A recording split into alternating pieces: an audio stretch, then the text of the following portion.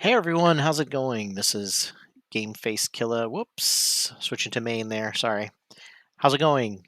Welcome back to another episode of Gloomhaven Digital, rolling solo games with Game Face Killer. I basically play board game adaptations that have been turned into digital adaptations. Sometimes I'm not even solo, so it's kind of a misnomer. But the idea is that with so many really cool board game adaptations out there, I've been trying to do a lot of playing of stuff that I don't normally get to do. And so I thought the stream would be kind of cool to check them out. Usually checking out tutorials and how games kind of start out and how to learn how to play them. A lot of the games I've never played before, even the physical versions. Gloomhaven is definitely not the case. I've been a huge fan of the physical version for a long time. Have yet to complete a campaign, but I'm working on it. I do have a couple of campaigns that are going pretty well, pretty strong. Hey, Joe. Um, got a couple of campaigns going on in the physical realm. And of course, I've been checking out the digital version. Been a big fan. Jumped into the Kickstarter for Frosthaven, which is coming out. I highly recommend, of course, to wet your whistle if you need some Gloomhaven action. There's a lot already going on with this adventure mode here. It's still in early access, the digital adventure, but they're slowly adding new things. They've been kind of in a little bit of a slowdown. They just released it. I think May 5th was their last update. Some functional things, a few little quality of life things, and then they're getting gearing up. They say for a big update coming, and of course they're also saying, they hear us with the multiplayer. They know everybody wants it with all the quarantining going on. It's definitely something a lot of people have been clamoring for, and so there's a lot of excitement about that. So tonight, if you remember last week, we started an adventure path. We knew it was going to take two scenarios. It took me a little bit longer to get started because I went over some of the X cards. I switched out some of the card setups for the different characters. I didn't necessarily like um, the level one cards, especially for the Mind Thief. There's a lot of different augments, and I'm not a big augment switcher. I like to have the big exactly multiplayer or riot very soon if it doesn't happen. Hopefully it'll happen sometime this summer. I'm hoping earlier in the summer to be able to check it out, but we'll see. They did release a video. You can see it on on the Steam page for the game in the news update news. It's only about a 20-second preview, but they showed what it would look like on two different PCs at the same time. So it's pretty exciting, um, knowing that that's in the works and they've already kind of got it running. But with a 20-second demo, we're not sure how long it runs. But anyway, it took a little bit longer last time to set up. I've got the cards in that I want now, so there shouldn't be as much of a delay at this point. We've gotten about halfway to the level for almost all the characters, except the Tinkerer is a little behind. So we may have to try to push a little bit more. He's about 10 levels behind everybody else at least, so I got to try to push a little bit more to get him in the ballpark, stay in the ballpark. Looks like we got a lot of enemies in the decaying tombs. So I've got a branching path now. I can either go to the armory with some bandits, or I can go to decaying tombs, which has a lot more of what I've seen already: living corpses, living bones, living spirits. This seems like a really brutal path. Um, so instead, I think I'm gonna, since I haven't seen a lot of the bandits in a while. The last one was a big undead adventure, so I'm going to do a scenario with a little bit of a more human touch. No new updates this week. I checked Steam right before I logged in. Nothing since May 5th. Hopefully, we'll get some new news soon. And every once in a while, I hope to get back and do some more of those Frosthaven puzzles that are brutally hard. All right. So we've got one room here. We've already got a pretty big bandit set up with some guards, some elite guards, and one elite archer. This is a pretty small dungeon. Looks like there's just 3 rooms total. The second room is going to be a little narrow hallway. All right. So this shouldn't be very long. It's going to be brutal and short. I definitely need to do my usual setup, which is with 6 enemies versus 4. I definitely want to crowd control some of these guys at the beginning. So I'm going to go ahead and go with my shield bash. Oop, that's a lost card. I'm going to go with my provoking roar, which is a disarm, and then balance it out with ooh, and I could even get someone pushed into a trap as well. So that's a good. There's a trap here. By the way, if you ever have a hard time, because this is a pretty dark dungeon, if you ever have a hard time seeing what's going on the board, you can always hold down the tab key, and it highlights anything that's interactive. So you've got the enemies here; their names are hovered above their head, so you know which one's which. In case you forget what the enemies are, although the card that pops up on the right also tells you. But you can also see traps a lot better. You can see gold piles. Sometimes the gold piles get lost in the features of the terrain hexes, but you can definitely see them pretty clearly. They're outlined in green. So I think the brute's set up for a push and a disarm. Now I want to try to utilize this other trap that's on the left here by pushing. Also, I'm trying to remember if the old scoundrel does have a push. Oh, that's a pull. Definitely want to push. We don't want to pull. Let's see who does have a push. Surely the old. No, the tinker has a pull. Well, I can use a pull. A pull can be just as useful. The only problem is I have to get into the right position.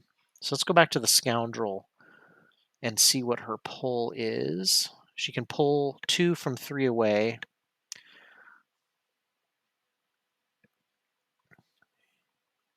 But I wouldn't be able to pull into the trap unless I moved over one. I'm trying to set up some kind of elaborate thing here. So if I use quick hands and then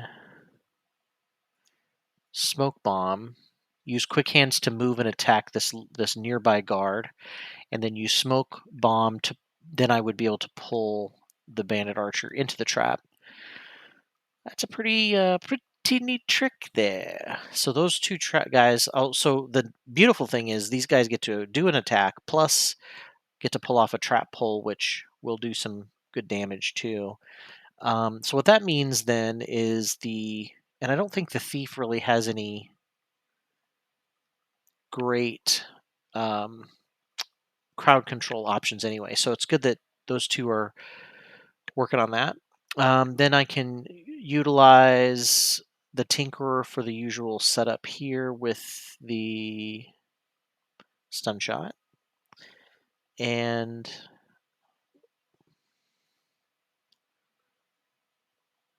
try to set up something. I always try to go fast, but so I can so I'm going to try to go as fast as I can with the enhancement field, which will give everybody +1 attack that's surrounding him. But a lot of times everybody's gone by the time, or everybody else is gone and taken their action. So the Tinkerer doesn't exactly get to use a lot, but at least gives him a boost, right? That's what's important. So I'll go ahead and do enhancement field anyway. Okay, so the Mind Thief is close enough to be able to stun, and then I just need to figure out what I'm doing. And then I'll just do a scurry. And then I'll decide on the fly who I'm going to try to stun or disarm based on who's going to do the most damage, although I may not have a lot of choice. So the bandit archers and the elite bandit archers are attacking, just doing the same moves. They're just elites are hitting harder. Whew, that's a big attack. So I probably want to knock out the bandit archers as much as possible. The bandit guards are also attacking for a pretty good amount. So I guess Any damage mitigation I can do will help. I'm going to stun the archer who's 2 away, and it won't be at disadvantage.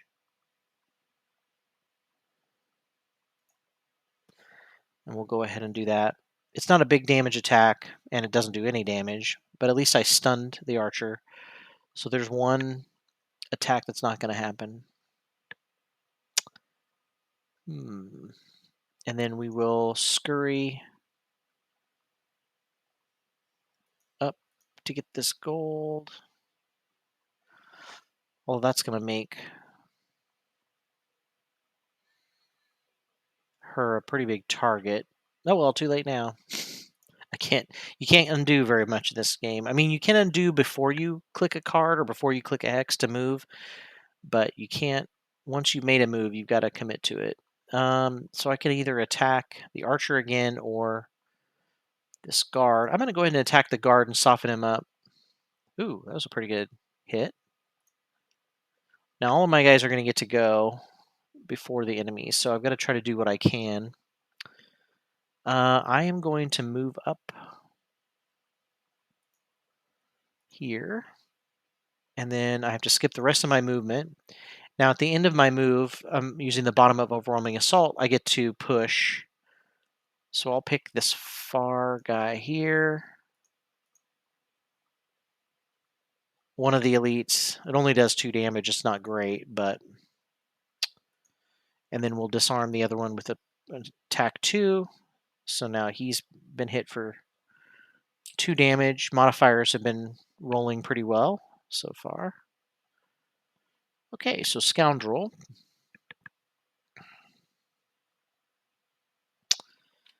Now she needed to move over here. Oh, you see it, and I should have probably... Well, she won't be dead, I guess. Nobody's going to be dead, but a few people will at least be stunned. Okay, so we'll do the... skip the rest of the movement and then finish quick hands with an attack. If I use my power potion, which it thankfully prompts me, I could turn it into, unless I draw a negative modifier, a deadly attack that will finish this guy. But I'm going to hope that I just draw a good modifier card. And I'm not going to poison. Nope, I drew a bad modifier card, did no damage. So now I'm going to hit this archer far away to pull him into the remaining trap. Oh, but it's just a pull. It's not an actual attack. So I'm just doing a pull. 2 damage. Not bad. Still got a lot of guys unstunned. So I probably want the elite archer to be stunned. And I can hit any of them that I want, but this is the one that's going to do the most damage. Yeah. Oh, but first, whoops. I forgot. I need to do my +1 attack. That only works for myself because he's so slow. So now he's got a boost on his attack, a base of 2 now. And stun. So the nice thing is we've got 3, with this setup, we've got 3 enemies that are already out of the 6 taken out in terms of being able to do any damage. And of course, they're drawing big modifiers. So 4 damage from one of the archers. The Bandit Archer Elite doesn't get to go. I'm going to use my shield. He has a shield item. If you tap that at any point, you can have 1 shield and block 1 damage, basically. So it's better than 4. And these guys strengthen themselves, which means they're going to have an advantage next round. Oof. Okay. So more damage on the Mind Thief.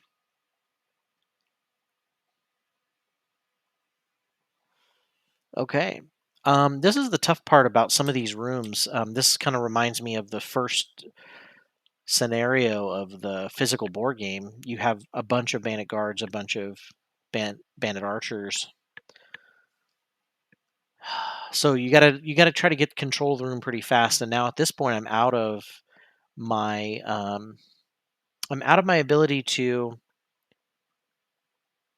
disarm any of these guys, so I got to start taking them out as fast as I can. So I'm going to go with my second move for the brute. So the nice thing is that if I shield bash if I use the bottom shield bash, it's a low initiative. Plus I shield myself.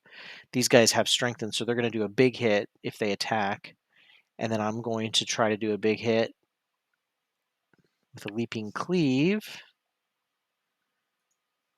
to hit both of these enemies. Probably won't kill them still. Now the scoundrel could possibly kill someone. Attack 3 and +1 damage for everybody, all of my allies that are adjacent to the target. That's not too bad. +2 attack and gain 1 XP when the target's adjacent to any of your allies. So I like that better. That's a better attack. But I also have a bottom attack I could use with Thief Snack,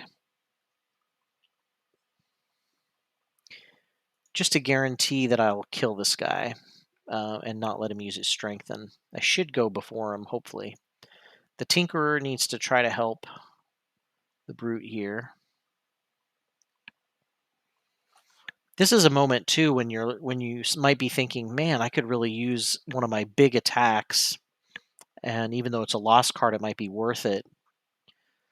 It's just not a bad idea. I always try to make it so that I don't use more than one lost card per room, but as you remember when we looked at the dungeon layout, this is a pretty small dungeon, so I think what I'm going to do instead is make use of the healing, which also helps characters last longer. So I'm going to try to go with Restorative Mist, which is going to give me an early jump on the initiative, and then I have a top heal and a bottom heal with Harmless Contraption. I definitely need to get that Mind Thief healed up. I'm down to 3 hit points. Whew, that's not good. And she's kind of in the middle of everyone. I think I'm going to have to go invisible, as a matter of fact, if I don't get rid of some of these guys. So I'm going to go with the Mind's Weakness. I'm going to try to get her attack up and have her attack this closest archer. So then I should be able to...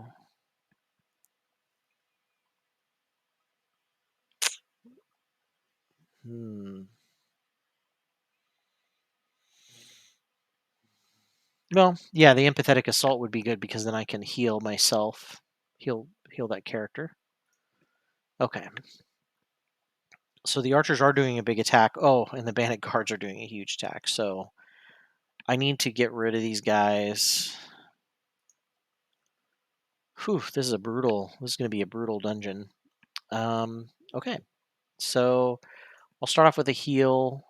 I'm not really going to move anywhere because I don't want to... I want to take out that archer. Well, let me use the top half of the Mind's Weakness first, and we will see if we can take out this bottom archer. And I can. So we're doing big damage already. So I will go ahead and move over here. 1, 2, 3. Okay. And then skip the rest of the movement. Heal myself 2.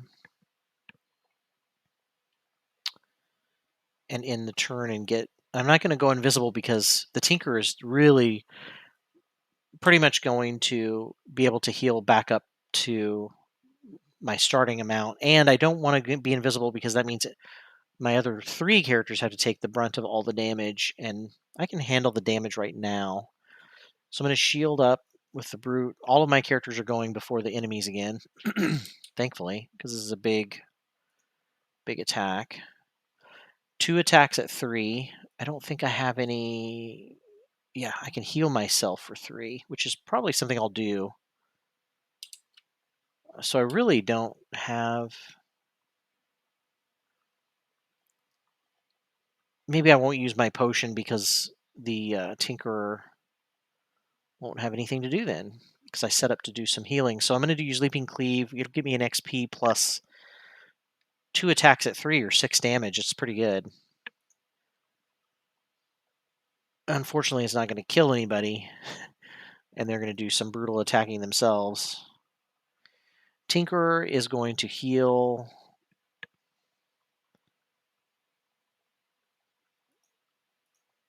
the Brute. Hoping for some misses maybe, or some bad negative modifiers for their attacks.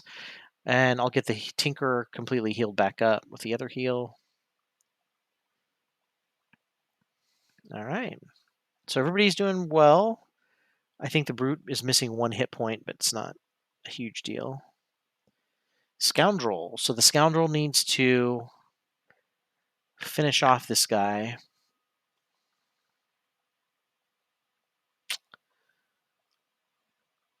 I'm almost thinking I'm going to single out instead of Thief Snack and single out, and the top of single out, because I have a feeling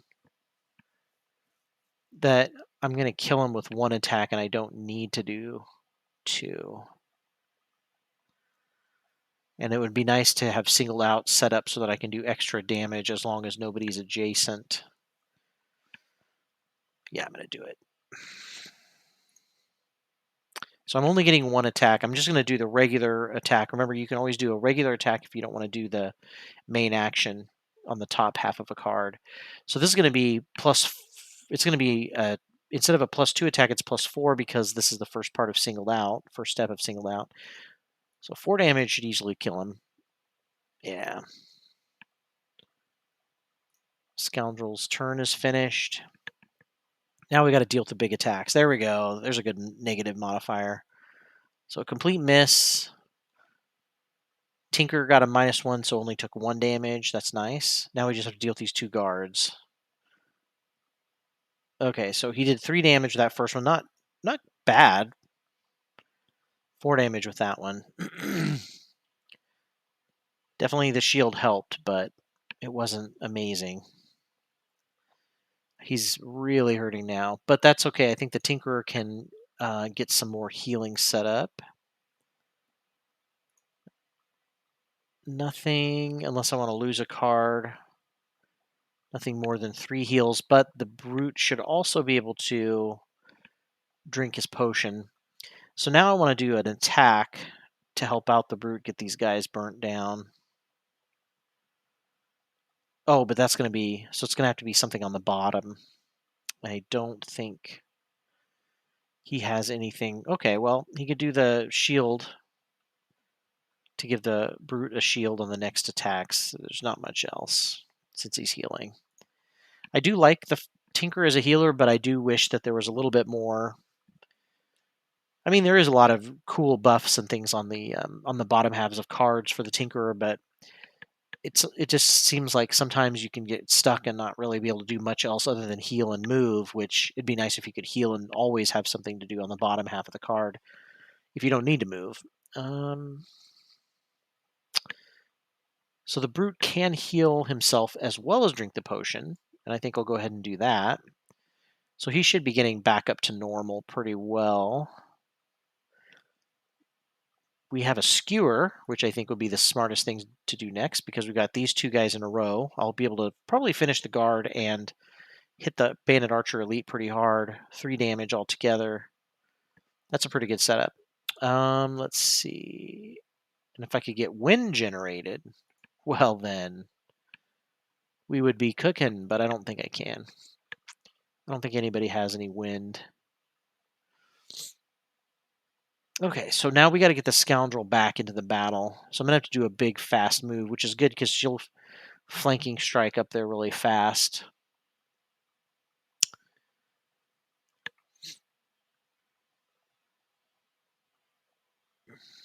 But the question is, what? What will she do? I could do a Venom Shiv because it's a 3 attack plus poison. That'd probably be good. All right, so now just the Mind Thief. Actually, with the Scoundrel, If I come up and attack this guard, no, that would screw up the skewer if I kill that guard. Well, I can get all the way around here and attack this other guard. So let's do the attack that's boosted by having an enemy. Yeah, backstab, why not? So yeah, since she can move so far, I'll have her move up and attack this far guard, not mess up the skewer for the brute, and so forth. Okay, so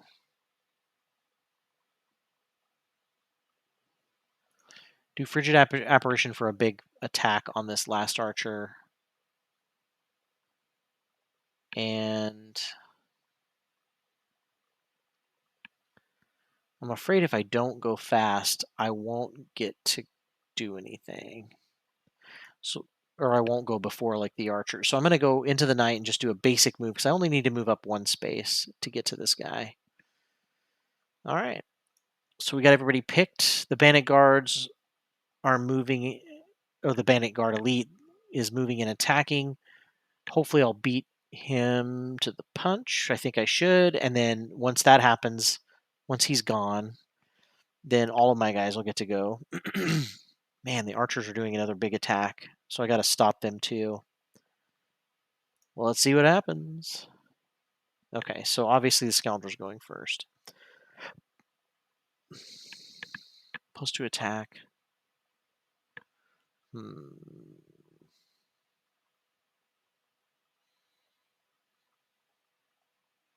I mean, both of them give me +3, or attack 3 +2. They're not going to give me more than that. It's just a matter of whether I need to move 5 or 6, which I only need to move 3, 4. So either one is fine. So I'll move. Oh, that's a burn ability, so I don't want to use that. Good thing I spotted that. All right, so we'll do the move 6 on the bottom and skip the last part of the movement. Did I leave some gold down here? There is some gold down there. Okay. So then he'll use attack 3 and +2 if it's adjacent to any of my allies, so it'll be a 5 attack. And if you'll remember, my singled out is not going to trigger because the enemy has to be adjacent to none of its allies. Okay, so 4 was enough to kill him. Mind Thief is going now. He's just going to basic move up here. Now this is nice too because I've kind of trapped the archers up here, which means they can't move to attack, so their attack will be at disadvantage. So they'll probably draw something bad. Skip the rest of my movement and then just do an attack 3. Now I don't need to use my power potion because it's a +2 because of my mind's weakness.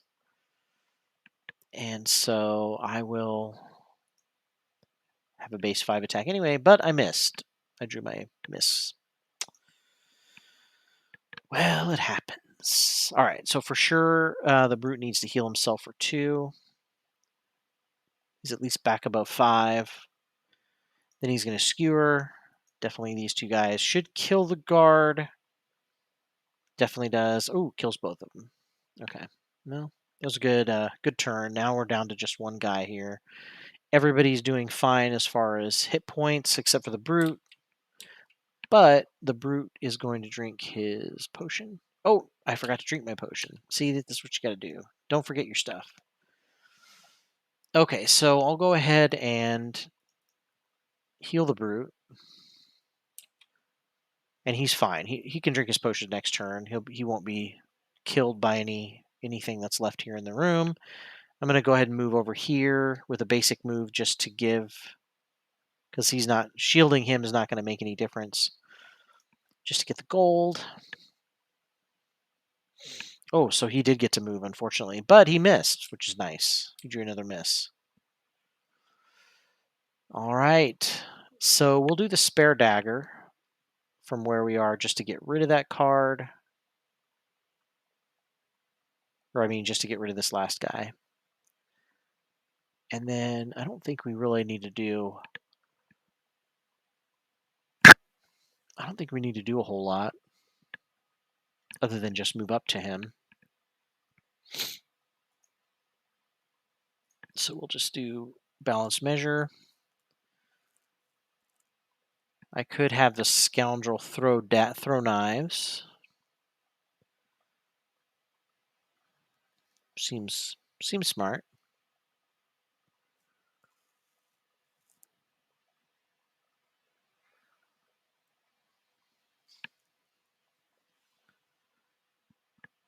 All right.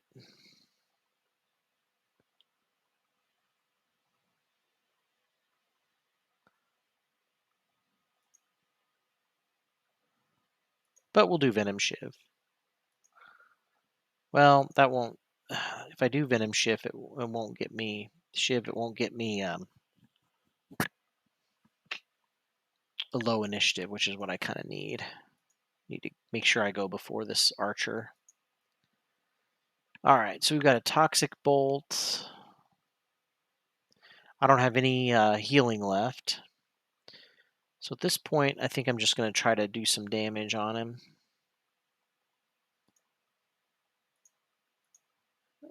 And move up. Mind Thief also needs to move up.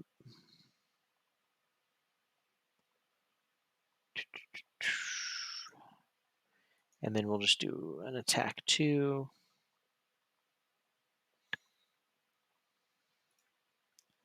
So hopefully we'll beat him. He's moving at 14, so only the Scoundrel is going to get to go. And he's going to create a damage trap. I always hate that card. Okay, so we're probably not going to kill him before she gets to do her actions. So we'll go ahead and move up. Oh, that's right. I think I want to use my range attack so I can get this gold.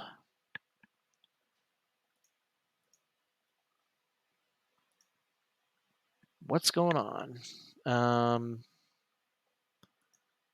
So I'm going to move up here. Oh, that's right. I'm trying to do the basic attack, not the basic move. Come on. All right. And then I'm going to do my throwing knives. Oh, that's right.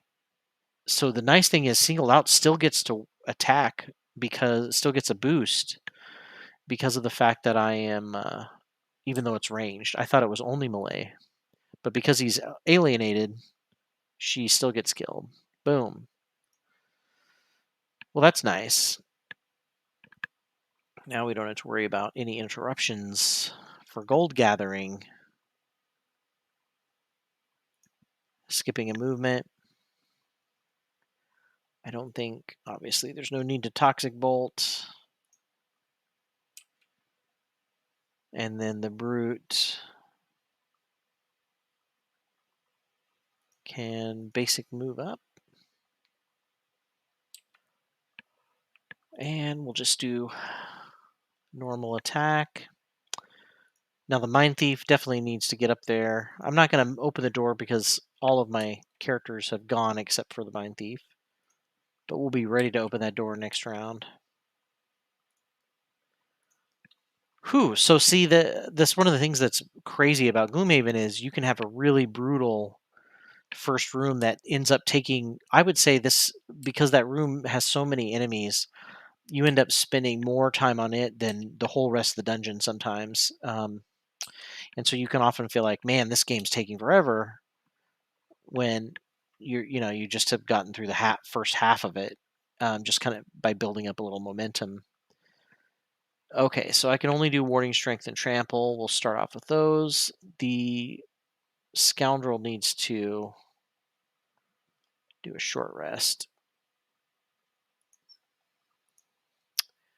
Smoke Bomb, yeah, there's usually not.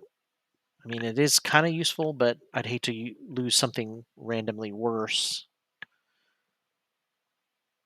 All right, so now she needs to pick out some cards.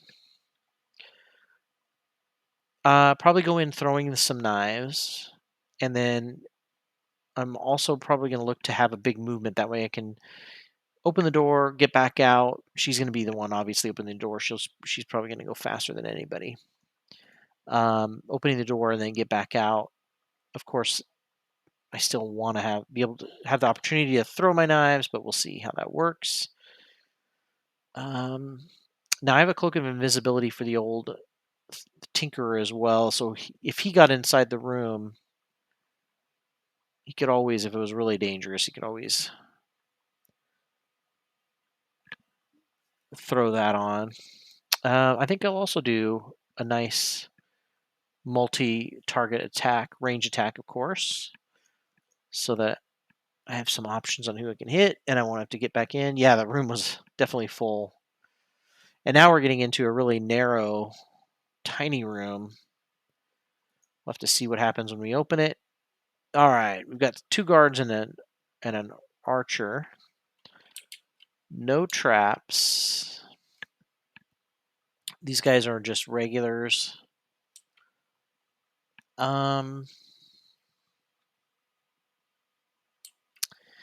So the nice thing is I could back up 1 space and still hit both of these guys. So I think I'm going to do that, just to kind of keep out of range of that archer, out of the archer's way, although it still will get to move, so it'll still hit me. But that's okay. All right, so we're going to go ahead and do... Now the trick is with these multi-target attacks, you have to make sure that you, if I can just clear and undo it, when you select these cards, you have to be really careful because you can get tricked here. I'm going to go ahead and power potion this because it's going to give me +2 instead of just +1, really. But when you... So I click that first. You always click your power potion before you select targets. But then selecting targets, you want to make sure you left click once for each target. Don't double click, but just left click, and then click confirm targets. Because it won't always... Some attacks, if it's some AoE attacks, will automatically target, but for multi-target attacks, you often have to click those yourself. So that's something to remember. Everything has a certain order. You kind of learn it by trial and error. So I'm doing 3 attack 3 on both of these guys, which is pretty good. And if I draw a good modifier, I might kill someone. Okay, 3 damage. And then she... Boom, 4 damage. So these guys are hurting. So the archer's going to go and attack. Ooh, nice. It was a terrible attack. So even though she hit, it drew a negative modifier, so it wasn't much damage. Okay, so now we've got the old brute coming in. But there's not much that he can do unless I want to use my lost card. Which would be kind of a waste because I wouldn't get to attack any enemies. I just wish I had my... I'm going to go ahead and drink my potion now. I just wish I had some boots of striding so I could actually move into the room and do a big attack with trample. So it really doesn't... I could put on shield strength or warding strength, but I think I just need to get up here to take some hits. These guys are going to do some damage. So since he's fully healed now, it'd be good if it was him. I'm going to do a basic attack because I can't do anything. So now the Tinkerer. Unfortunately, I'm going to have to move into the room if I want to hit both of these guys. But I think it'll be good because I could possibly knock them both out so they don't get an attack at all. So I'm going to attack 2, and remember, it's multi-target, so I need to select each of my targets. I could attack any 3 of these guys, but these guys are the ones I'm most likely to kill, and they haven't gone yet, so I want to attack them. Dang it. Oh, no, that should be enough to kill him. Okay. Yeah, 4 damage, even though I drew my ×2. Still cool. So they get no turn. Now the Mind Thief...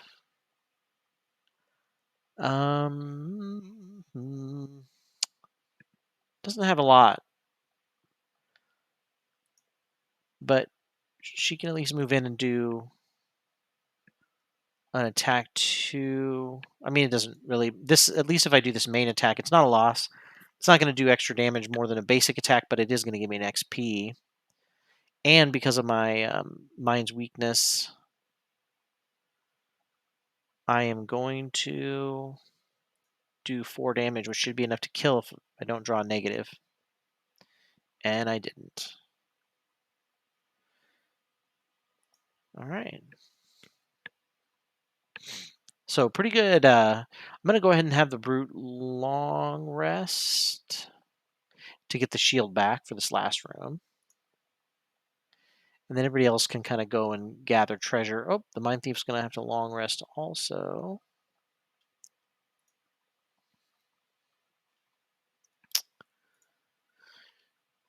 Scoundrel's going to move in, grab some treasure.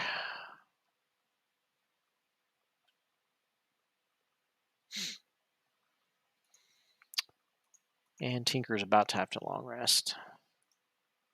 All right, Scoundrel. All right, so we'll go ahead and do the move 5 just so we can get up here and get ready. I like the Scoundrel opening rooms because she's so quick. She just has a lot of options when it comes to what she can do once she has the room open. Eventually, I'd like to get her an invisibility cloak, but I think there's only 2 in the game, so we have to trade it with a Tinkerer because the Tinkerer doesn't usually have to worry about going in rooms or being at the front of damage. And that's the nice thing is you can always trade items, at least with adventure mode. In the physical card game, I believe you had to sell it back to the shop and then have the other character buy it, if I remember right. I don't know that you can switch. Maybe you can switch equipment around. I could be wrong. Okay. So we've got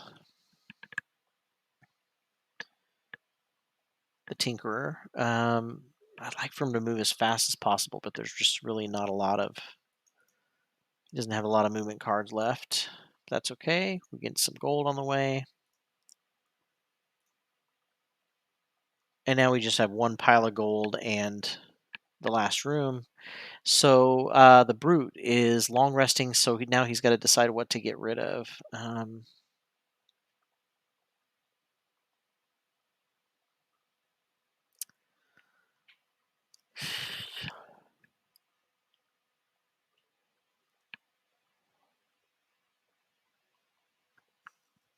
I think I'll get rid of Eye for an Eye because I probably don't need to heal too much more. And retaliation in this last room. This group is so mobile; it's hard to really set up a good retaliation. And now the Mind Thief has to long rest.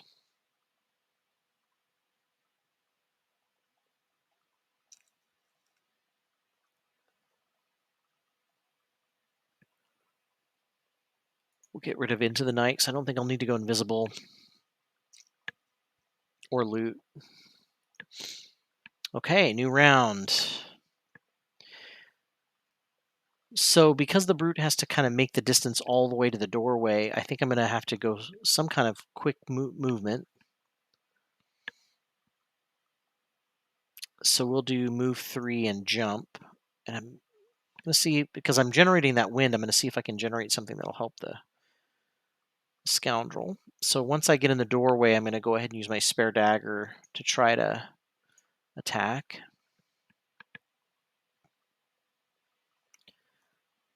Ooh, interesting. There's not a lot of options.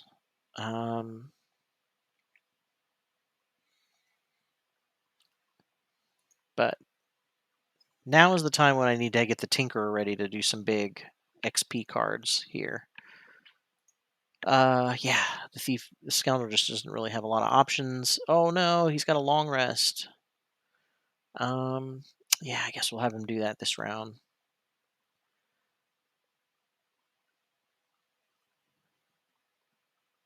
So we'll scurry to get in the door and then hopefully stun someone. All right, so the Scoundrel's going to be the first in. Big 6 movement. Okay, we've got some traps.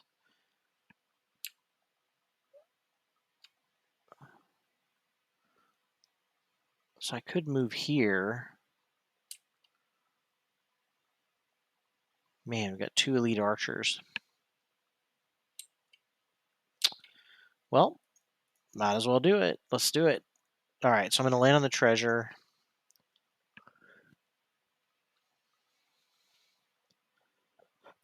And then we'll use quick hands to skip movement. And then just do an attack 2. Go ahead and poison this elite archer. Oof. Okay, so Scoundrel's done. We got the treasure, 10 gold. It's a usual treasure. Makes sense. Okay. The Mind Thief. So we'll use Scurry. Ooh, nice. The Scurry can still get in here and hit somebody. We will not power this one up because, yeah, why not? Because it'll be enough to possibly kill as long as I get a +0 or higher. Nice. 1 archer down. Now I'm going to use a stun. Let's see if I can only stun the archer. But what is the archer doing? Oh, attack 4. So that's probably a good idea. There's one more attack 4 up in the back room here with this other elite archer. But at least we took out one of those. And then now we just have to deal with the guard, really. Not bad. Now the brute. Brute can only get to this room, or to the doorway. But he is jumping, he's generating some air. Spare dagger to throw across the room and hit this guy. He doesn't have any extra attack. Bah. Didn't quite get it. But did some good damage to the elite. Alright, so now the Bandit Guard moved forward and is range attacking also, but did no damage, thankfully. Bandit Archer Elite, 3 damage, not too bad. So the Tinker will have some healing to do. I'll just get rid of Harmless Contraption because I don't think I'll need to do a lot of healing, and there's no... wait a second, though. The Harmless Contraption gives me 2 XP just for bringing in a guy. Okay, so we will... We'll get rid of Proximity Mine because I don't think I'll be able to do a trap that the enemy will actually go into. Okay, new round. So at this point, the Brute needs to just get in here and start moving. I want to do a really high attack because at this point, I can use that with Balance Measure and do a pretty big attack. 1, 2, 3, 4. Oof, move 6. That's a lot of movement. Okay, so maybe we can take out this use Skewer to move 6 and then Balance Measure to do a huge 6 attack. That's awesome. All right, so the Thief, Scoundrel's going to need to do a short rest because she's only got 1 card left. We'll get rid of Throwing Knives, no problem. Whoop, she's got to pick her stuff. Okay, so I can't push into a trap.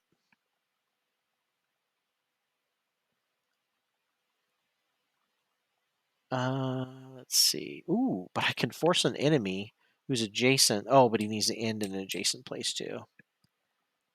Huh.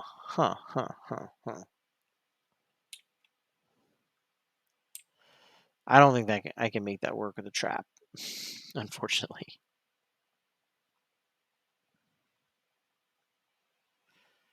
Well, we'll do an attack 3 on the bottom, and then quick hands to get to another enemy and hit him too. All right. So I need to get in the room and do a big some damage here. So I'm going to move forward with the ink bomb. Try to get the net shooter off.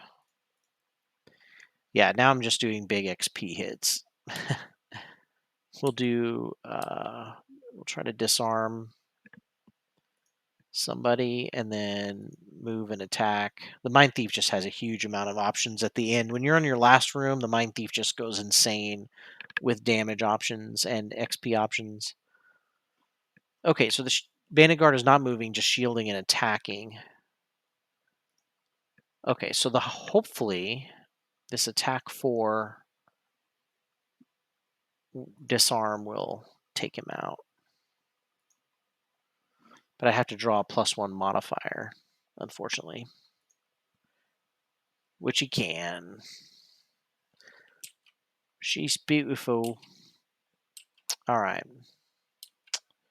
Well, we'll just go ahead and move on to the old money and do the attack for 2 XP. 4 XP just gaining that little turn there. So this is what's bad, is that once the Mind Thief and Scoundrels get in the room, the poor Tinkerer has no options in terms of getting gold or XP. I meant XP, but I said gold, which is also true. All right, so we got 1 XP for that card. Yeah, like I said, I think it might be more useful to get the Cloak of Invisibility on the Scoundrel, because the Tinkerer just really does not get hit with this group. I don't know if I need to get rid of, or let's see, if I need to take a card back or not. I think he just had cards. He just did a long rest, so he shouldn't have any cards. All right, so hey, at least the thief gets to do something fun. The Scoundrel, she's going to come over here and disarm this trap, and I'll get some gold. It's always a fun little XP gain.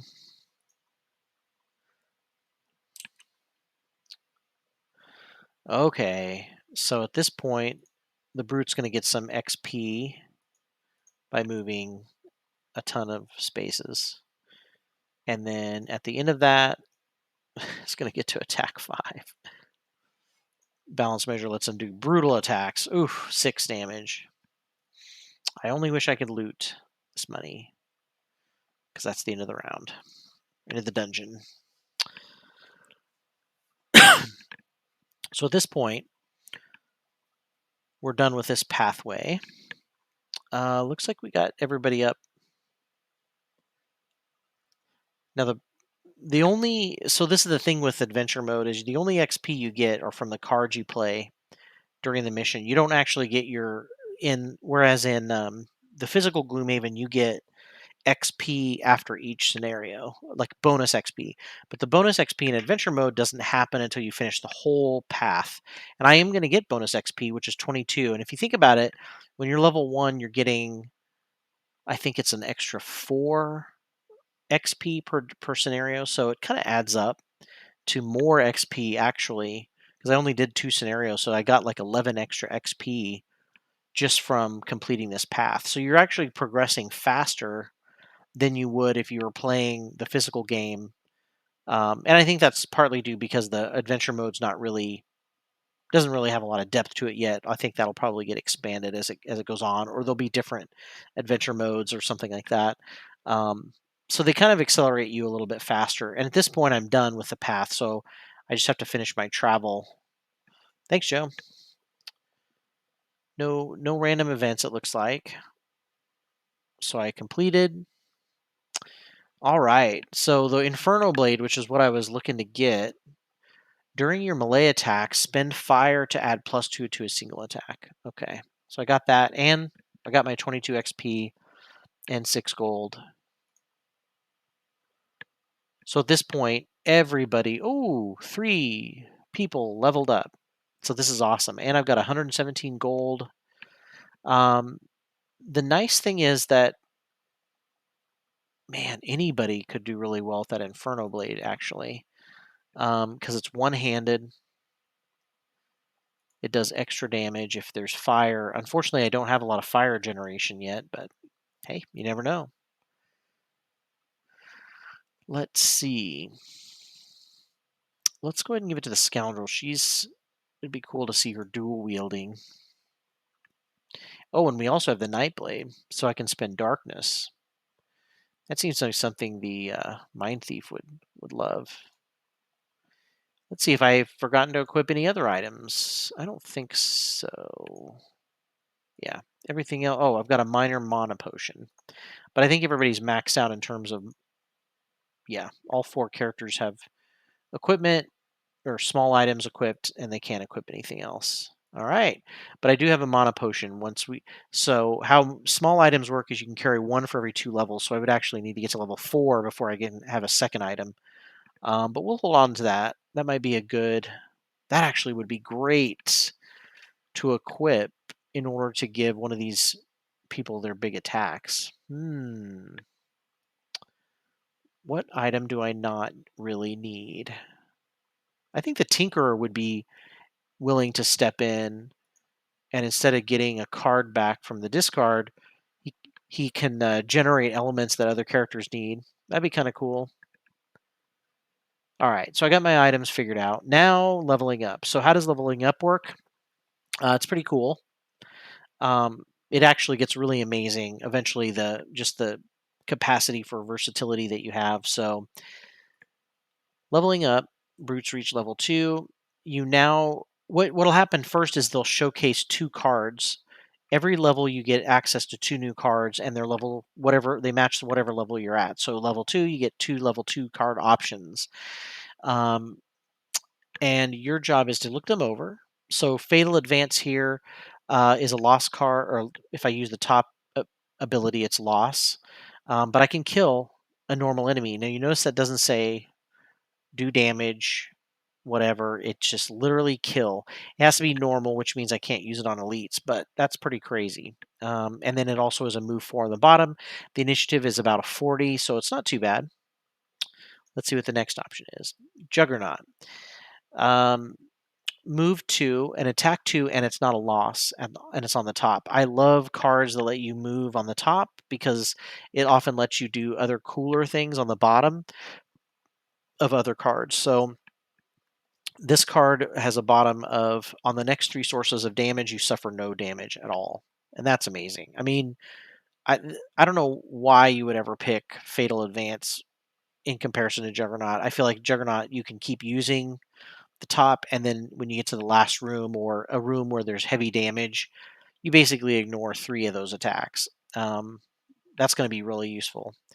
So, whatever card you decide, so once you preview them, they just say, hey, you're going to get to add 1 permanently to your pool of cards. And remember, there's 3 cards here in your pool when you're level 1 that you won't be using. I would always recommend starting off with just the level 1 cards. And then after you've played a couple dungeons, look at the X cards and see if there's any you want to sub in. So I've subbed in um, 2 X cards and taken out 2 level 1 cards. Now I have to pick whether I want Juggernaut or Fatal Advance. Of course I want Juggernaut. Who wouldn't want Juggernaut? So I add it to my pool, and now it gets added to the possible cards that I can take with me. But you'll notice I'm still limited to 10 cards. So what that means is that I have to take out a card that I'm already using and switch in something else, which kind of sucks because I like to be able to have great cards in my deck, but then I have to get rid of sometimes great cards that are already in my deck. One thing I'm thinking about getting rid of is Eye for an Eye because I know Joe loves to retaliate cards, but I don't really need to heal that much with a Tinkerer in play. I can just, I can just change this up in between every mission if I wanted to, but we'll see. I don't know. It's so hard. And it gets rid of one of my low initiative cards, too. That's the other downside.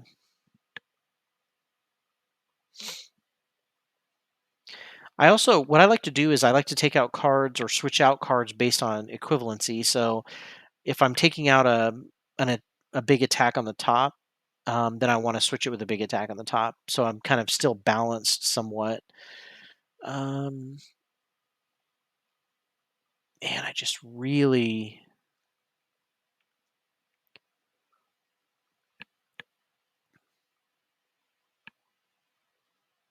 I think I'm going to go for Eye for an Eye. Of course, this is going to make my loss card or my rests more stressful.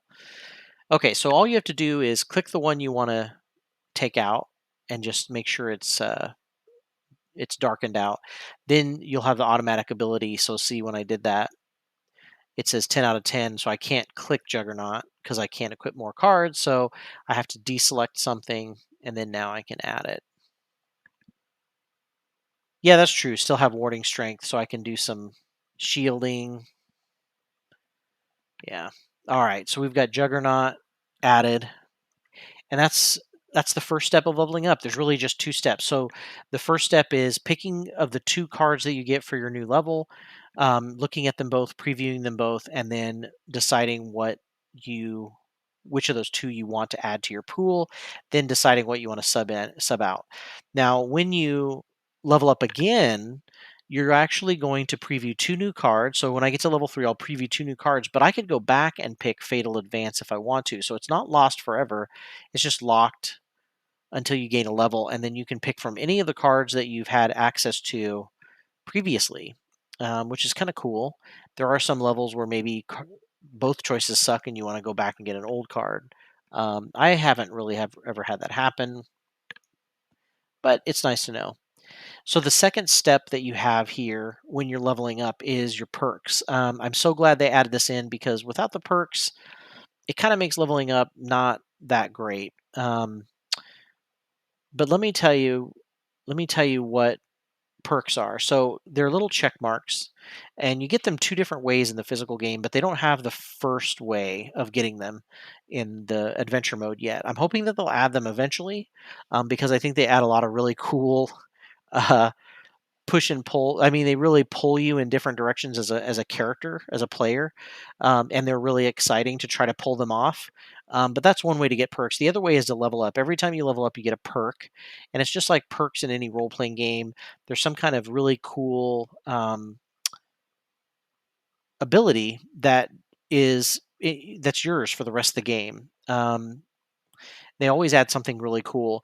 Now, the perks, I will tell you, they have some kind of effect. As you can see here, this is my modifier deck. If this is the physical card game, you see these little cards, and the little pips at the bottom, if you remember, tell you how many of each of those cards are in your modifier deck. And what you want to do is obviously you want to draw the good ones, right? The better ones, which are +0, +1, +2, and ×2, and you want to avoid the negative ones. So you could some of your perks are really finely tuned so they can actually eliminate negative cards, which thus increase your chances of getting a positive card. So as you can see here in my modifier, if you look at just the pips, you can see I'm much more likely to draw something that is well, actually I'm kind of even when it comes to positive versus negative, but there are 6 neutrals. And so technically I don't think those are bad because you'll do your base damage. But if you pick, for example, consistency, that's going to take out 2 negative ones out of your modifier deck. So you're more likely to get a +0 or +1, +2, or ×2. And those are awesome. You can pick that perk. And you'll notice these check boxes, some of them have 1 and some of them have 2. So you can actually select some of these twice. So for example, if I select power, that's going to add 2 +1s to my modifier deck, which of course increases the chance of drawing +1s, and I can select this twice, so I can eventually add 4 +1 cards to my deck, which is amazing. Other perk choices include replacing a negative with a positive, adding even higher, a +3 modifier. There's certain perks that add these cards that are called rolling modifiers. You see, that's why you see the little U-shaped arrow there. What that means is you draw that modifier and then you draw another card for your modifier. So it's like a compounding modifier cards. And this card though it doesn't add any positive benefits other than being able to push. It adds a push to any attack or whatever you're doing. Yeah, it would be an attack. It adds a push to the attack, which is pretty cool. You can also add status effects like status rolling effects. So, for example, you can add Pierce, in this case, Pierce 3 to an attack, and then you get to draw another modifier. So, if you drew Pierce 3 and a ×2, you would be knocking out all their shields and doing huge damage. Bludgeon is cool because it adds an automatic stun to whatever attack you draw it with, and it's rolling, so you add another modifier on top of that. There's disarm. There's cards that add shields to your modifiers, but this is the one I'm going to buy. I'll tell you right now. Because the Brute is going to be kind of a tanking character, You really want the ability to be able to have heavy armor, things that give you more damage mitigation. But the problem is when you buy heavy armor, it tends to have negative modifier cards added. Because if you think about it, the heavier armor, the slower you are, the worse you are at attacking, and so it adds negative modifiers to have that armor equipped, and that's how it's represented in the game. But if you get Fortitude as a perk, you basically ignore any negative modifiers on a card, so you could have the biggest armor that you want and never have to worry about negative effects, and you only get the positive effects. Plus, it adds a +1 card to your modifier deck. So to me, I feel like this is by far and away the best perk. You want to purchase this right away, and of course, it gives you a "Are you sure?" Because you can't go back and reselect perks. But I verified because I'm taking this. So you'll notice now I've got a +1. Now I've got 6 +1s. So I'm more likely to draw a positive now, um, than a negative, and it also lets me ignore negative item effects. And I'll show you what I mean if I can find an armor item. I think I might have shown you guys an armor item. So if you pick a hide armor, for example, or chainmail, let's look at chainmail. It's going to add 3 -1 cards to your modifier deck. But because I picked that perk, what's it called again? Fortitude. Because I picked Fortitude and now I'm a big hulking monster, uh, I can wear chainmail and have the positive only, which is on the next 3 sources of damage from attacks targeting you, you gain shield 1. So basically, I gain a shield 1. It's like a shield because I already have a shield equipped, and it's basically I can dodge 4 points of damage if I buy the chainmail and put it on, which of course, I think I'm going to. Um, he's definitely the one you want to put that kind of armor on. I don't know why that +3 is on there. Okay, so I guess what it does is the perks, if you go into the perks, it shows you what's getting canceled by that perk I chose. Um, and so basically, I get to ignore damage hits 3 times, and I don't get the negative with that. So pretty awesome setup for him. And now the Scoundrel is reaching level 2. The first card that I have to choose from to preview is Open Wound. It's a low initiative, as usual, with the Scoundrel. The top action is an attack 4, which is amazing because it's not a lost card. And you add Wound and gain an XP when the target is adjacent to any allies. Now, I'm thinking if I can use that Sinister Opportunity to move the enemy next to allies, this is going to be a really great card. And it has a move 5 on the bottom, and it's not a loss to use it either. Just an amazing card.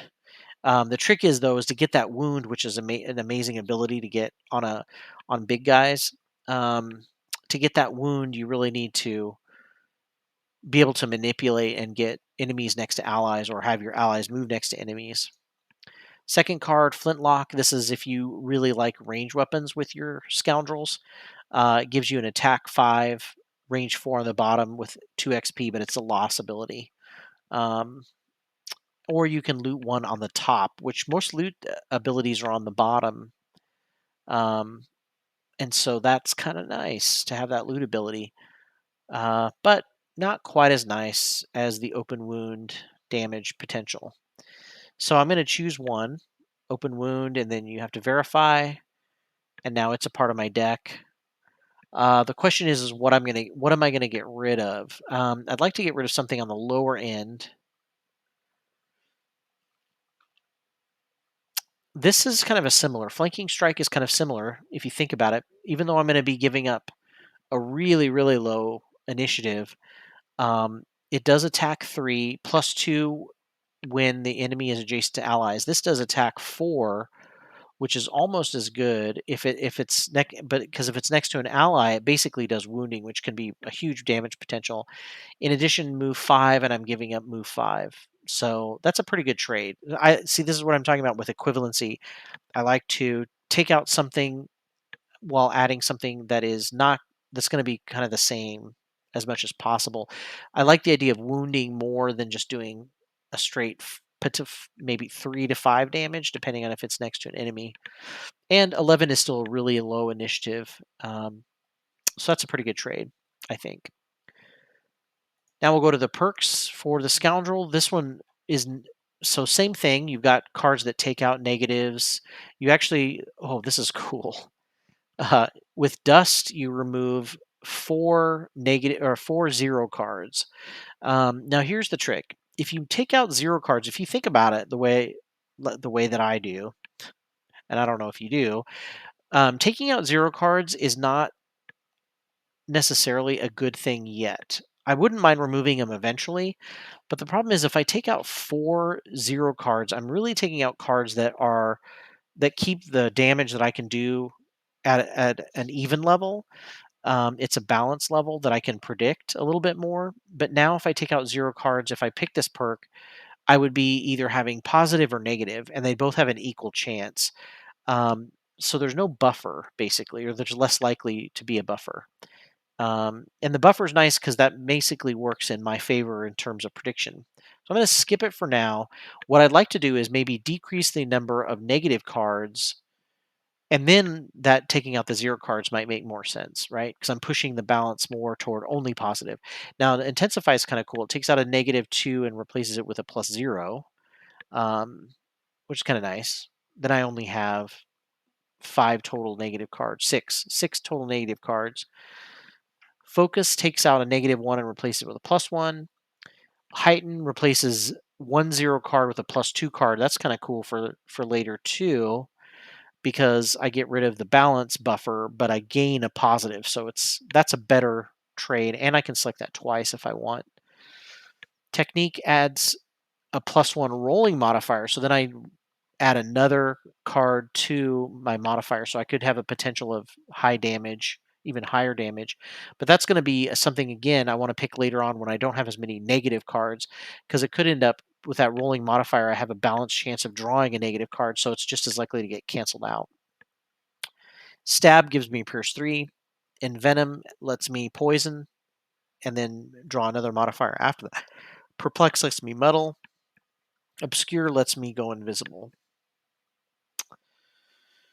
I do like the idea of going invisible every once in a while, but I kind of want to get rid of some of these negative cards first.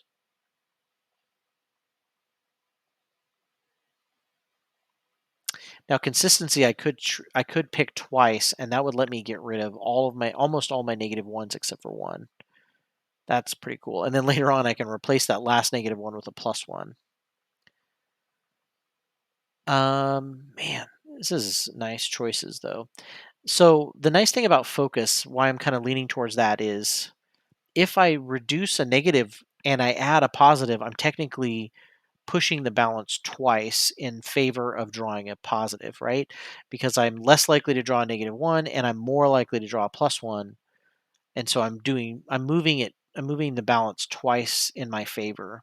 So I think I'll take that. And then next, I'll probably work on removing the other negatives as much as I can, and hopefully get my modifier deck to where I have a pretty solid, reliable positivity to it. All right, last character leveling up, the Mind Thief, reach level 2. Night Joe, I'm getting ready to head out as well. We'll just take a look at this final level up, and then we will be done for this evening. Now, obviously, it's going to go a lot faster once we get past the level up kind of demonstrations, things like that, previews. Okay, so this is great. This card is great if you like to summon creatures. I haven't really, you'll notice that I have the Gnawing Horde in my deck, but I hardly ever summon it. I kind of go back and forth to summon creatures. Sometimes I really like them when they don't have a long distance to travel. But dungeons usually do require a lot of movement, and they're usually pretty slow. This guy moves really fast. He's the 3 movement. He does a pretty big hit, and he's got a pretty good amount of hit points. And it's a move 3 on the bottom, so I can always use it for that. It's a very high initiative, though. Most of the summons are pretty high initiative, which is kind of interesting. Makes sense. So that's my first choice. Hostile Takeover is another card that I'm kind of uh, doing things, manipulating, mind controlling enemies. It's a loss ability, but I can have it basically take its whole turn as if its allies were its enemies and its enemies are its allies. So I literally mind control it, even though it still does its normal attack or whatever. Plus, I like the top because I can really have good control over melee enemies. I can immobilize them for a turn, and I can hit them from up to 4 away, which is nice. And I also infuse frost and get XP. So I think that's the one I'm going to go with. But now I have to figure out how what I'm going to substitute it for. Um, I kind of want to substitute it for something that's a range attack, but the problem is I don't know that I have a lot of range attacks.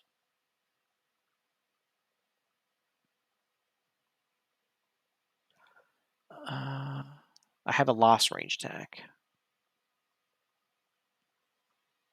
but it's also my heal. I think one thing I'm thinking about is the possibility of taking out Gnawing Horde, because I'm not really big on summons, and it's a move 4.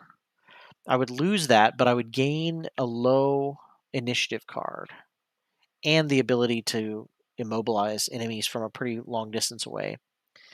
I hate losing a move 4 though, because I don't think there's many other move 4s that this guy has without losing them. Yeah, as a matter of fact, I think that might be my only move 4 card that's not a lost card.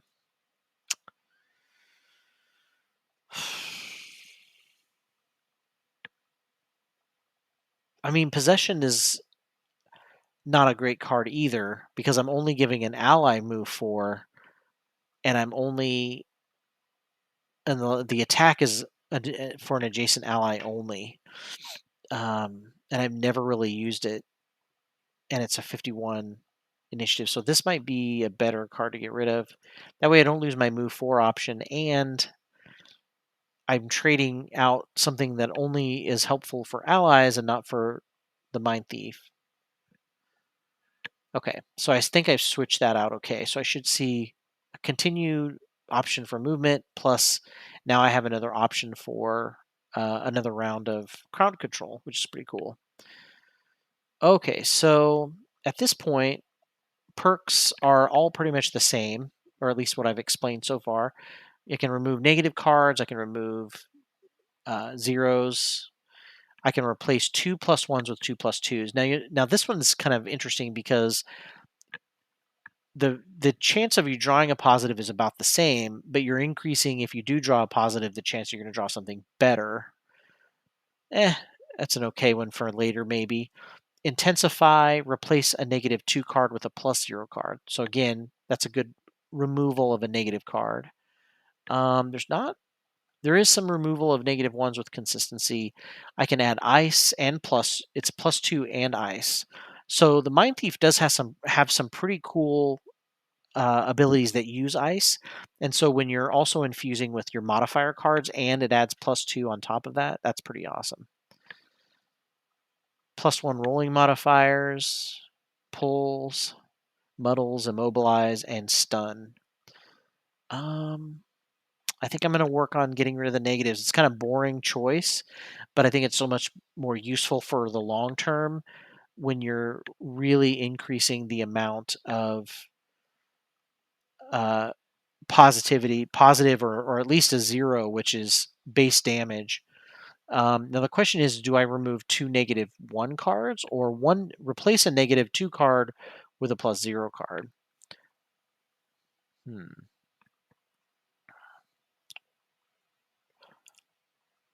I mean, if you think about it, it's the same. You're removing 2 -1s, but they're 2 different cards. So that is actually increasing the positive chances more than if I replace a big card that's only 1 card, right? So I think I'm going to go ahead and go with consistency, get those perks out of the way, take those -1s out. And see, now I only have 3 -1s, so I have a much greater chance of drawing a 0 or a positive card, which is pretty cool. Um, all right. Now, next time, let's see. So I've got 97 gold to spend. What I always like to do is I always like to fill up the inventories of characters first, because you're just going to have a much better, you're going to have a lot more options.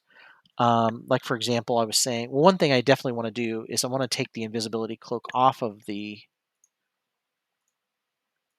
Tinkerer. Tinkerer. Oh, it's the wrong one. Okay, so the Tinkerer's taking it off. I'm going to put it on the Scoundrel because honestly, I don't think she's going to wear any other kind of armor, and because of the negative modifier effects. I wish I could get rid of negative modifier effects with the Scoundrel, at least to get hide armor or something. Um, so I'm going to put the invisibility cloak on her because she's on the front lines a lot more. So that means the Tinkerer kind of needs something to wear. The hide armor is going to give negatives, negative modifiers. I just, to me, it's not even worth it. And so are the hide armor and chainmail. So we'll have to wait. And now, if I look at the characters, I always like to take kind of a look at them and see who's missing the most. Obviously, the Tinker's missing the most. So if I can't get the Tinkerer some armor, can I get him a helmet? I can get the eagle-eyed goggles. That's a pretty awesome helmet. Let's see what the other shop has. Oh, there's those boots of striding that my brute needs. So there's not really much that the cured hide has that the Tinkerer would want. The boots of striding are pretty awesome, but I think, well, we'll see if there's more than one. Let's go ahead and buy one for the brute. And, ooh, looks like they have another. So I'm going to buy another for the Tinkerer. The wing boots are okay, but they're sold out of the boots of striding. The wing boots are okay because they add jump to your movement, but they don't give you more movement. Jump to your movement is pretty good because you can leap over guys, but it's just not as great as. And there are only, I think, 2 copies of Boots of Striding, so they will always be sold out. Same with Cloak of Invisibility. So I have to figure out. I may have to give.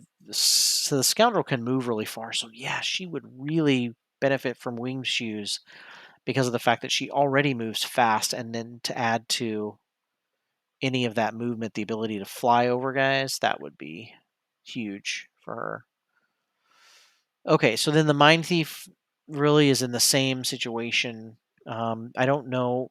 Maybe I'll just wait on shoes for the Mind Thief because I really don't care about any of those, about having flight with the Mind Thief that I can think of. Um, there's just not enough movement to the Mind Thief. So let's go with the Eagle Eye Goggles for the Tinkerer. Now we're out of money, which sucks. I wanted to maybe do some enhancements, but that's okay. We got to get everybody geared up first, really. What else do they have available? Weapons wise, we're kind of.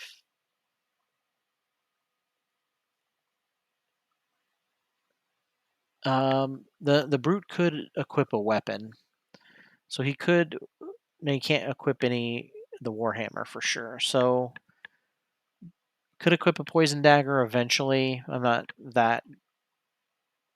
And but the tinkerer and the mind thief still need something else, hand weapon wise.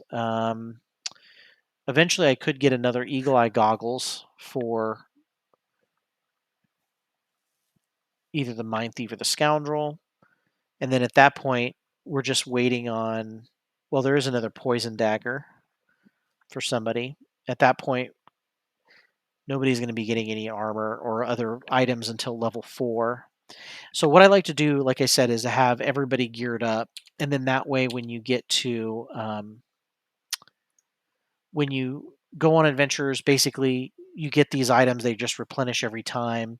You don't have to worry about um, you got a lot of options in terms of combat and healing and getting cards back in your deck and adding elements and dodging damage yourself.